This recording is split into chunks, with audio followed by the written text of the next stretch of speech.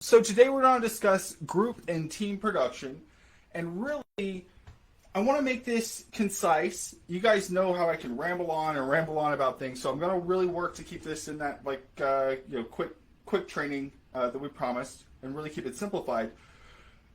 But before we get started, I want you to have something you can maybe acknowledge when you have that light bulb moment, that aha moment. I'd like for you to say in chat, in this video, and in videos in the future, in the comments, to just put a light bulb or like bing, right? Put something there in chat.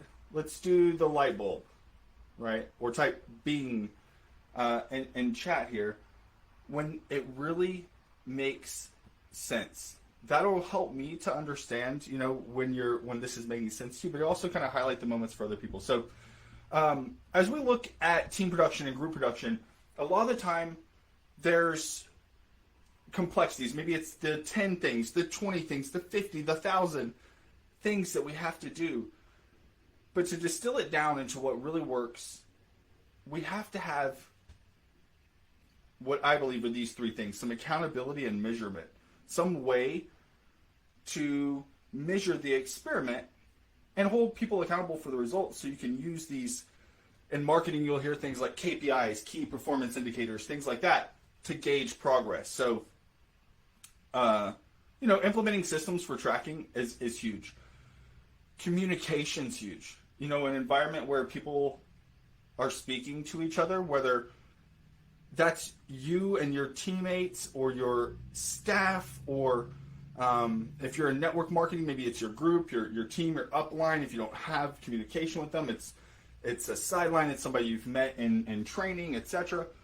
But having an environment where your ideas, concerns, feedback, stuff like that can be discussed is huge. So a lot of the times in corporate, we have regular meetings, but channels of communication break down. So just make sure that there's a channel for communication. Whether that's like a group like we have here, WhatsApp one-on-one that we have with each other, whatever works best with you. And implementing some sort of acknowledgement or reward, something to motivate and recognize your top performers, whether it's financial, which is a lot of the time our first thought is, if we have a group and we're trying to run better sales through some sort of, rally the troops, get the team together to do better, we often go, okay, well, we got to have some financial incentive.